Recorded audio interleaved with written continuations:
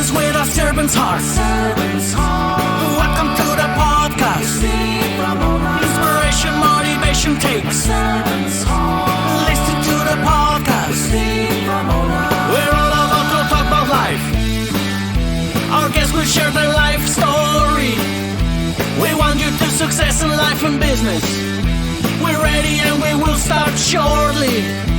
We're gonna talk about life. We're going to speak on business. You're gonna shine bright. We are going to witness. Business with a servant's heart. With hosts Steve Ramona and Ray. Inspiration, education talks. Listen to the podcast. Steve Ramona. One. Welcome, everyone, to Doing Business with a Servant's Heart podcast. I'm your host, Steve Ramona. I'm so excited to have you on today. We dedicated this podcast exploring the idea of doing business and living life with a purpose. What's the purpose? Well, obviously, servant's heart, doing business, doing life with a servant's heart. And when you do that, the difference you make and impact you make in other people's lives, whether it's a business or an individual, it's like giving Christmas gifts every day. We also are bringing on guests to motivate you, inspire you, and educate you with that servant's heart. It might be an obstacle or trauma or something they've learned they want to share with the audience. Because I just had somebody reach out on LinkedIn today that saw serving before selling. He wants to know all about it and how he can market his business that way. I've seen it change my life and seen many others do the same thing. So take some notes. This guy's going to knock your socks off. You're going to learn a lot from him. So be prepared for that. And here's your call to action. Now I'm going to give you homework. I want you to think about how you're going to serve yourself and others today and what impact you're going to create with that today. Let's not wait till tomorrow. Let's not wait till next week. Let's start today after you listen to this great podcast and just go out. If you need help finding ways to serve, I can give you 20 off the top of my head. It's not what this show is about today, but reach out to me and I can help you with that. And I'm so excited for my sponsor, Pantheon Alliance. They're building a community of high-income entrepreneurs and business owners who are building a thought leader platform to impact and change the world. If you'd like to be part of this community, just reach out to me and I'll get you all the information on Pantheon Alliance. With that being said, we're going to talk about connecting nonprofit, a little commercial real estate, but most importantly, it's about the servant's heart that we're going to talk about. So let's welcome Khalib David to the show. Welcome, David. Khalib. No worries. Nice to be here. Thanks for having me. I'm sure people make that mistake. I just realized it. All the time. I answer to whatever. I'll answer to hey you. Hey you. I like that. Just never late to dinner. I love it. You have a passion for connecting with people in communities. COVID taught us communities are huge. Why is that a passion for you? You know, I think for me growing up, I grew up as a preacher's kid and we moved all over the place. By the time I was 11, I had lived in 31 different places. Unfortunately, My experience was that my dad was very abusive and very narcissistic. And so a lot of bridges got burned. And so, you know, we were always moving and having to adapt. And so in 2012, I decided to move my family to Colorado because my daughter was about to start, she was about to start kindergarten. And both my kids are adopted from Ethiopia. And I knew that I wanted my kids to have community, have connection, and have a strong base. And so my daughter's about to graduate here in a few months from high school and has been in the same school district from day one. And so, you know, with that, I've learned the importance of putting down roots. It's great that my experience has made me adaptable and, you know, I can do a lot. I travel a lot as much as I can. But, you know, it was really important to me that my kids had a sense of community because I wasn't even around either side of my family very much growing up, to be honest with you. And so, you know, I wanted that for them. And then I realized I wanted that for me, too. And so that's kind of where the root of that comes from. What's a tip? Adapting is a skill set and a mindset, you know, combined in both of those. What's one tip you can leave the audience and me to help me be more adaptable? Great word, by the way. Yeah, thank you. I would just say being curious, right? I mean, I think walking into a situation instead of, you know, being dominated by fear, which I think we all deal with, right? But also having that element of curiosity and what can I learn? What can I grow from in this situation? I love that. Ted Lasso fans out there, I don't know if you know Ted Lasso, the show. Okay. Yes. Well, I just bought the sign. It says, be curious, not judgmental. It's funny. Yeah. I just bought it yesterday, and you're mentioning that today. It's powerful. It's is. powerful, even though it was part of a comedy and great show, by the way. If you haven't watched Ted Lasso, shout out. Hey, Ted, if you want to sponsor my show, you can. More welcome to do that too. But I love that. So, but with curious comes what's the other step, the listening part. Talk about that. Yeah, I think, it's really important to ask the right questions, and curiosity brings you to the place where you have to listen enough to be able to ask the right questions. And I think very often what I tell my team in commercial real estate when we're talking with our clients is ask the right questions. Let the client ask whatever question, even if they think it's stupid, because it's probably not. And ask the question, be there to supply them with a response if you have it. And if you don't, ask a following question and just say, what is it that this person is also not saying? I think very often in business settings, people want to put forth a certain persona, right? And so for me, I think it's really important for us to get underneath what is the true motivation, what is the true situation that's happening, and then how do we meet those goals and needs accordingly. Yeah, and it's a powerful tool that could change your life, and you can learn so much, and it's fun. It sounds like you have fun doing it too, asking Absolutely. questions and learning about people, and see how you could be that. And if you want to be a servant's heart, people, males and females out there, listening is a big tool, because you can't serve somebody unless I know them. I asked you questions before the show so I could serve you on the show. Yeah, just perfect. I love that you said that. But we talked before the show, commercial real estate. You told me, which was so great, this industry needs to learn this more. Talk about that, how you make it a little different. Yeah. So I think, many businesses out there are just really intimidated by commercial real estate. I've never been in sales my entire life. My background is the nonprofit world, serving and showing up and all of that. But what I learned from that 20 years is that you can take those same principles and bring them into commercial real estate. And people always remember how you make them feel more than the deal that you got done for them. And so I think what that is, of course, starting off being curious, understanding their goals, understanding what their long-term plan is to help them accomplish what they're getting to. Very often in our industry, it's very much, somebody sitting in a tall tower, in a suit and driving a Porsche. And, that's not who we are as a company. We want to be that difference in commercial real estate, because it's very difficult for new businesses to know where to even begin. And we help them with the resources and get them connected to make sure they're set up for success. I don't do cold calling anymore. It's all referral based. And it's because people remember how you made them feel and how you prioritize their needs. And whether you make $100 or $10,000 on a deal, it's the same. They're still people. And we are still here to serve in that capacity so that they know, okay, I'm going to this building. Okay, well, you also need to make sure, how's it going to be built out? Who's paying for it? How do we negotiate? Does the zoning for this property work? Very often in brokerage, people just show property, write leases or write contracts, and collect a paycheck. And that's not who we are. We're here to build our community as much as we can.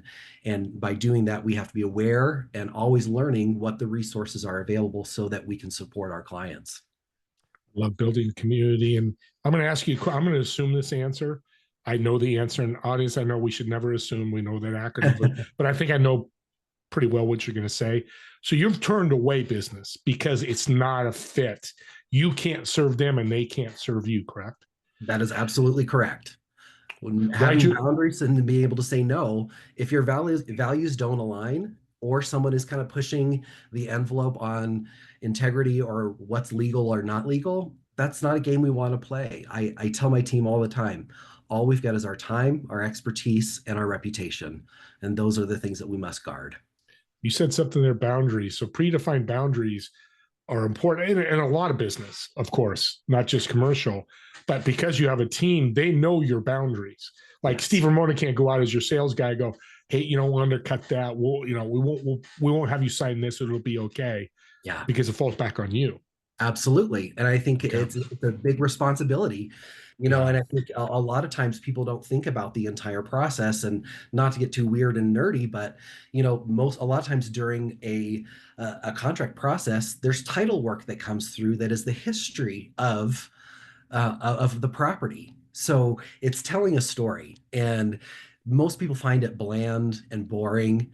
But you know, us actually taking that extra step and walking our clients through the title work and answering any questions they have, or pointing them to the right direction, whether it be an attorney or whatever, you know, we've been able to sell properties that other people have sold with damaging stuff on the title work. And another broker in town, this particular situation, he sold multiple parcels around where I had a parcel. Well, we found out there was an HOA that had gone defunct.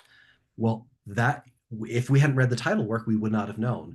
So I kind of view it as it's a discovery. You know, again, being curious. Yes, some of it can be mundane and boring, but if you're paying attention, you find the way to serve your client. And we ended up finding a law school in Missouri that was using this particular case that was being taught to law students about HOAs. And because we were able to dig and find even what the title company could not find, we were able to find out that that particular HOA had gone bankrupt. We found the records, and we were able to sell the property free and clear. See, that's a game changer. I'm speechless and rarely speechless, because that is the end result of something, a servant attitude, doing the right thing. We can say, let's dive a little bit deeper, because in this is, I come in property and I'm not a fit for you. Have you ever done, if you haven't, it's okay, where you go, hey, Steve, you know what? Our company's not a fit. Go to XYZ company. They handled this better. Have you done that before? Absolutely, absolutely. Wow. Whether Cool. whether it be a personality thing or a values connection, or it's just not in my area of competence. You know, I Mm-hmm. don't do residential real estate for a reason. Now, could I buy a house on my own? Sure. I've got the license. Could I start a residential division of my company? Absolutely. But I will not do that because that is not my area of competence. If somebody were to come along that wanted to join the team that had that area of passion, then I would consider it. But that is not my area of competence. So I'm not doing anybody a service if I pretend that I am. Yeah, this is going to be controversial, people out there, but I hope not. This is why he's one of the reasons, not why, one of the reasons he's successful, because you say no. Servant people say no. People go, well, that's not serving. You say no, but you go to the next level and you go, here's this person that can Here's help the you. next step. Here's the direction that someone can do a better for you. And you're Absolutely. giving up thousands of dollars. Let's Absolutely. put it on the table. Yeah. It's not a $50, hey, poker game that I lost. It's thousands of dollars you're turning away for the right reason. Yeah, I love that. And whether the market's good or not, the last 2 years, the market has been brutal. We're starting to see an uptick now. But the last 2 years, I'll be honest with you, we had to say no to some situations and projects, even though I was 2 months away from bankruptcy, you know? And what happens is that good comes around. Somebody remembers you. And then you get to where you need to go. You get to the place where you're like, all right, it's time to start rebuilding and expanding. Successes in the past, great. But part of the success of the last 2 years is that I had to deal with my own ego. You know, I've done therapy, I've done all the things, but what I had not done is taken myself and my identity as successful in commercial real estate. I was one and the same with that identity, right? And so having that hardship pulled my ego and who I am wholly as a whole person. Even if I'm not successful in real estate, I'm a good person and I'm going to sleep at night because I know I'm going to do the right thing by people, and somehow I will be taken care of. We're so aligned, because that's what I tell people all the time. If I could put my head on the pillow tonight, Yeah. and sleep peacefully, I'm talking about health and all that, but just your mindset of, Yeah. I did the right thing, the Yeah. 10, 15, 20, 30,000 is not going to change your life, but Yeah. this will do when you do the wrong thing. I'm going to ask this question. I don't know if you know the answer, and it might be, again, controversial. Do you think because there's so much money involved in real residential, commercial, that people kind of fudge things? Is like, I can't turn down the $80,000. That's life changing.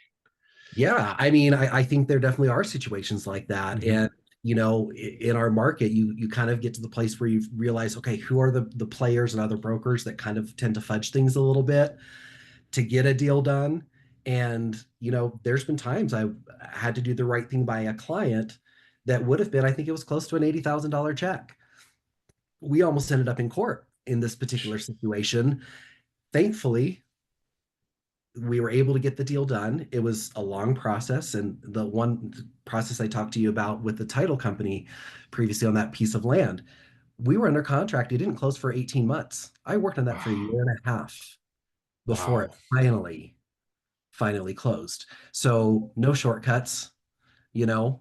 You got to know what's really important and how that affects your client, not just right now, but down the road. Yeah, that's the future's key. And that's not the only client he had, audience. I know commercial realtors, you just don't work on it. You had other clients bringing money. It was, yeah, because that's the thing is, that's the cool thing is, hey, this is going to take a long time, but I can go out and find other people I can serve, sell them commercial real estate Absolutely. and help them and bring the money in while that's because some projects are like that. I'm starting a new Absolutely. company. I'm seeing that with funding and stuff. They tell you tomorrow and then 6 months go by. It's like, whatever, Right. tomorrow.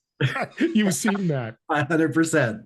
And I've got to your background. I'm very curious and excited to hear more about the Table Initiative. Is it Yeah. still around and what's it all about?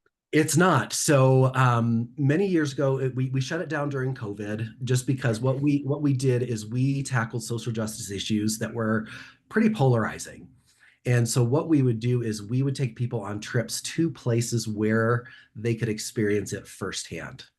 They could sit down with a Syrian refugee family on the border and understand and hear their stories and realize that, hey, these Syrian refugees, they just want to be home. And we take these issues, we took the issues and tried to humanize them. We would also host 3, 4, 5 course wine dinners where we would bring in a speaker and create interactive experiences where people could take any kind of issue. It could be child trafficking, it could be poverty, it could be single moms with HIV. And so we partnered with organizations on the ground, primarily in Ethiopia. And then we did a lot of work in Jordan as well, in the Middle East during the Syrian war. And so to be able to take that and humanize it and find organizations that are primarily locally run, not us as the Americans coming to colonize and say, hey, here, let us tell you what you need to do. We don't understand the cultural context. We don't understand the language. We don't understand so much of the nuance that goes into that. And so we would find those organizations, come alongside of them and raise awareness and funding for them. How many lives do you think you changed? Oh, gosh, I don't know. Approximately thousands? Yeah. It's But I mean, amazing. it's worth it for one, right? Yep. Yep. And an audience, you're probably thinking, I know some people are thinking, like, why'd you bring it up? It's not around anymore. This is what I'm telling you about a great guest like Khalid. Look what he did. Unfortunately, he had to close, but he changed thousands of lives. He's no different than me, you, and the audience. I'm going to speak for you, and you get that. You just took the action, go, hey, we're going to do this table initiative and move forward. And you had obstacles and resilience to get past stuff. What's your favorite story from that? Oh man. I know you probably have There's so many. many. There's one that comes to mind right away. And I had the privilege to serve on a board for an organization called No Ordinary Love in Ethiopia, which now is no longer in place either. But this organization went in and they sought to understand the orphan crisis in Ethiopia. Mm. And there's so much that I go into on this. It's a very deep and sometimes dark place to go with international adoption and all of that sort of thing. But what they focused on is finding kids who had been trafficked, whether for sex, whether for work, and sometimes it's family members that are selling these kids so that they can get some money to survive. So and a lot of times they don't understand what they're getting into, right? They're lied to, etc. But I had the privilege one time to actually be part of a reunification of a girl who I want to say she was probably 12, but had been trafficked when she was about 9 years old and locked in a room, forced to serve a family, was beaten, was more than likely sexually abused as well. but be able to take her. We drove, I don't know, it was 4 or 5 hours outside of the capital city of Ethiopia, and we're able to be there to watch her be reunified with her family. And this Wow. organization would educate people in the village when they would do reunifications all over the country. They even had someone that was trafficked from another country, not just within Ethiopia. And so they took care of them. They had, mental and emotional support. They had physical support. And until they were able to locate and find these families, which is a very long and arduous and expensive process, but they reunified hundreds of kids back to their families. What a legacy you've left. Even though it's not around, it's the legacy never goes away. The story's always there. It's in your heart. I can tell from the way you're saying that and telling the story. We're coming to the end here, but what does your future look like? I actually just joined a board for a nonprofit called Crazy Love Africa. And especially in light of what's happening right now with USAID, it's important for all of us to get involved some way, somehow. You don't have to start an organization, but this particular organization works specifically with single women, not single, unmarried women that have HIV and have children. Uh, And they do incredible work in Uganda. And so I would say for people, check that out, because here's the thing: when massive funding like this affects thousands, millions of people around the world, we got to make a difference some way, somehow, even if it's one person, right? One donation to an organization that you believe in, and I think it's even more important to volunteer and get your hands dirty and get your ears open, because there's so much that we can learn from other people, even if they're in a much worse situation than us. We have something to learn, and it's that humility. I think that's super important. And with USAID funding being cut, we have a bigger responsibility now, and we're all struggling, right? But what is that thing that we can do that you're passionate, you can connect with? Because I want these women in Africa to be able to stay alive for their children, that yeah. and for their lives to thrive. And so that's one step I've taken. I've been out of the nonprofit world for about 5 years now, and doing real estate for a little over 10. But the future looks like continuing to build on the culture that we've created at David Commercial Real Estate and find like-minded people. I'm looking for brokers that have experience, that have the same passion and values, that are looking to join a team that can make a difference.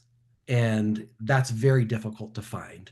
And Yeah. so the other thing I look at doing is, who are the commercial brokers out there that have that passion and have that desire, but don't have a mentor. Maybe they've got a mentor or a boss that's like, do what I do what I say. I tell people, show up authentically as yourself, do things your way, and let me help mentor and coach you in that direction. And so hopefully that'll be a new part of the business, is coaching others that have that desire, whether in state or not.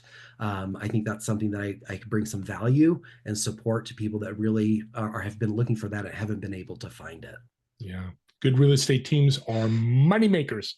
I'm going to be Yes. flat out honest. You know that, with the right purpose. Of Yes. course, it could be a bad team. You just look at sports. There's good teams and bad teams for a reason. Yes. Give a shout out to the link again for this. You're diving back in. I'm not surprised that you're diving back in nonprofit, especially in Africa. What's the link where people can donate to that cause? Yeah, so if they just go to crazyloveafrica.org, or they can just follow them on Instagram at Crazy Love Africa. They have incredible, they take care of these women, and they give training, they do micro grants, and these women are getting themselves out of poverty. And so they have a great online store with absolutely stunning products that you can purchase, and the proceeds of that all go to supporting the work of the new community center that's being built. That's awesome. Well, let's end with a fun little question I have, a little improv. So I've reserved a table at a restaurant for you, a table of 4. You'll sit in one of the chairs. In the 3 empty chairs, who would you invite, dead or alive? Doesn't matter. Why would you invite them? And I like the end of this question. What food would you order? Oh man. Man, I'm one of those food people that I just go to the fridge and see what's left over and let's just make something out of it. But I would say, gosh, I would Maya Angelou would be one that I think would be absolutely incredible to sit and learn from. I would also I'd also love to sit with my grandfather on my dad's side because I never got to learn as much about him as I wanted to. And then I would probably have my kids at the table because I want them to learn and and learn from these people. What would I have to eat? After I hit 45 years ago, red wine just did not treat me well. So I would probably have a Pinot Grigio. I'd probably want to do a New York strip, maybe some asparagus that's got some garlic and lemon zest on it, and a great potato dish. Oh my gosh. When I told you I was in Colorado, I had to stay. Oh my God, it was really good. So you must have good beef out there. So I might Yes. have to grab a fifth share and join you guys. Thank you, Gilly. This has been a blessing. Went from commercial real estate to serving. You really give people an image and message that bring value, serve, and you can be successful and be very happy. So thank you so much. God bless for Thank that you. message. People listening are going to go, I want to connect. How can they connect with you? Yeah, I would love to talk to anyone. We try to be as inclusive and approachable as possible. If you're struggling with real estate question, especially if you're in the state of Colorado, we'd love to talk to you and just see if we can help point you in the right direction. Where they can find us online is at Caleb David, and then also at David Commercial on Instagram, Facebook. It's also facebook.com/Caleb David. I'm on TikTok, and that's at Caleb25David. And you can always reach out through our website as well. And would love to chat and see how we can be a support and serve you. Thank you. And all that information, audience, will be in the show notes as well. Reach out to me. You can comment on the YouTube channel. Real quick call to action for you, audience. I know I leave you homework. People I get a message like, oh, homework, but it's good homework. The podcasts are magical to me. And here's why. You subscribe so you get all my podcasts or any other podcasts that are out there. The millions that are out there, the ones that you like, you get that message that there's a new podcast. And say you get Khalib's podcast and you listen, go, oh, my best friend, he's struggling with his nonprofit. Well, you just got an expert in nonprofits. Yeah. Share this link. They can listen, go, that's my guy. They reach out to Caleb. And guess what? Caleb helps them. Yeah. You give them a gift. Yeah. That's what we do. Yeah. It truly is. And I've gotten stories every month from people. Hey, I shared this link. I'd help somebody. He's not, if you got a client, great. But the important thing is a human, as a community, we want to help and serve each other. And I think a podcast link can do that. For any questions, just reach out to me. And as always, me and Caleb want to thank you all so much for watching or listening to this podcast. And we see you all in the next episode of Doing Business with a Servant's Heart. Have a great day, everyone. See you, Caleb. Yeah. Thank you.